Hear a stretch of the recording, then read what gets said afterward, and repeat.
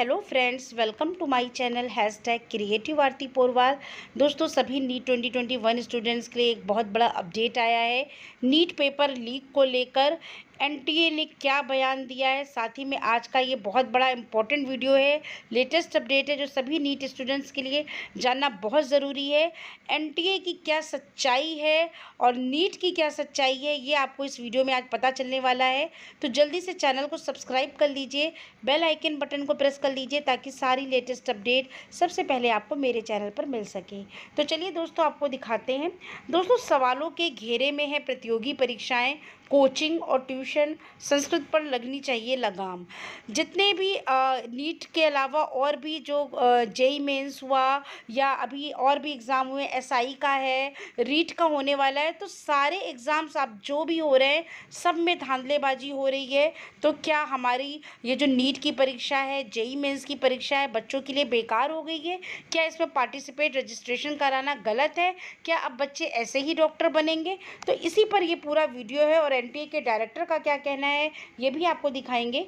10वीं 12वीं की पढ़ाई का स्तर क्यों नहीं ऐसा होता है कि छात्र को कोचिंग का सहारा ना लेना पड़े, जबकि इस नई शिक्षा नीति में कोचिंग संस्कृति को हानिकारक बताते हुए उसे हतोत्साहित करने पर बल दिया गया है।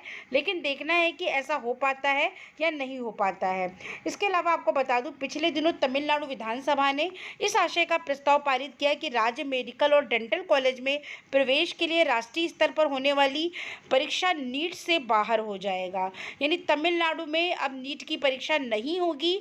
तमिलनाडु सरकार ने ये कह दिया है कि नीट की परीक्षा में बैठने वाले सभी छात्र जो हैं अधिकतर शहरों से आते हैं और जब वो डॉक्टर बन जाते हैं तो फिर वो गांव में जाना पसंद नहीं करते हैं, इसलिए डॉक्टरों की संख्या गांवों में गिर रही है। अब इस कमेटी का ये भी कहना है कि अगर कुछ और साल नीट की व्यवस्था लागू रही तो हमारी ये जो राज्य में स्वास्थ्य ढांचा जो भी है चरमरा जाएगी और गाँव में सरकारी अस्पतालों के लिए डॉक्टर कम पड़ने लगेंगे।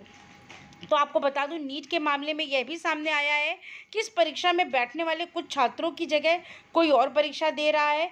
ऐसे मामले अन्य प्रतियोगी परीक्षाओं में भी देखने को मिल रहे हैं। जब ऐसा होता है तो परीक्षाओं की विश्वसनीयता को लेकर सवाल उठते हैं। मतलब एक राष्ट्रीय स्तर की प्रतियोगी परीक्षा होकर भी उसमें इतनी धांधलेबाजी हो रही है, नकल हो रही है, कहीं पर किसी और स्टूडेंट की जगह कोई दूसरा डमी बैठ रहा है। तो ये सारा कुछ होने के साथ साथ इसमें अलग अलग परीक्षा देकर समय और संसाधन नहीं जाया करना पड़ता। इसलिए इन परीक्षाओं में जिस तरह अनुचित साधनों का इस्तेमाल बढ़ रहा है, तो प्रश्न पत्र लीक कराए जा रहे हैं, ये सब ठीक नहीं है। अगर ऐसे ही नीट की परीक्षा आयोजित करानी है तो इससे अच्छा है कि नीट की परीक्षा ना आयोजित कराई जाए। अपने देश में इंजीनियर हो या मेडिकल हो या फिर एमबीए हो, इनकी सीटें 10th और 12th में पढ़ने वाले छात्रों की तुलना में बहुत कम है। यही स्थिति विश्वविद्यालयों की सीटों की भी है। तो दिल्ली सरीखे विश्वविद्यालयों में दाखिला लेने के लिए कट ऑफ बहुत ज़्यादा हाई जाता है।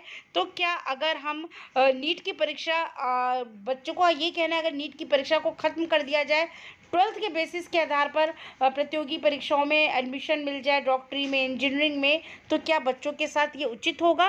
एनटीए का क्या कहना है आपको ये भी बता दूं। एनटीए पूरी तरीके से बेकार हो चुका है। एनटीए के डायरेक्टर, गवर्नमेंट, सब कुछ मिली भगत है। कोई भी इससे पर्दा हटाना नहीं चाहता।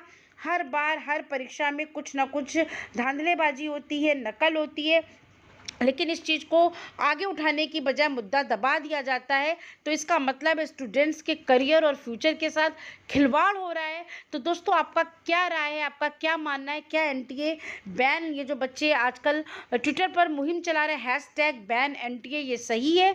क्योंकि मेरे हिसाब से नीट की परीक्षा में अगर इस तरह की धांधलीबाजी हो रही है और एनटीए के डायरेक्टर, हमारी एजुकेशन मिनिस्टर चुप बैठे हैं, तो ये बहुत ही गलत है। जब मामला इतनी हाई लेवल पर ऊपर आ चुका है, पुलिस तक पहुंच चुका है, तो फिर क्यों नहीं इस परीक्षा को निरस्त किया जाता है? दोबारा क्यों नहीं कंडक्ट कराया जा रहा है? इससे अच्छा तो है इस तरह की प्रतियोगी परीक्षाओं पर बैन ही लगा दें और ऐसे ही 12th की मेरिट के आधार पर बच्चों को एडमिशन मिलने लगे। तो दोस्तों, आपकी इसमें क्या राय है? क्या नीट की परीक्षा दोबारा कराई जानी चाहिए? क्या एनटीए को बैन होना चाहिए?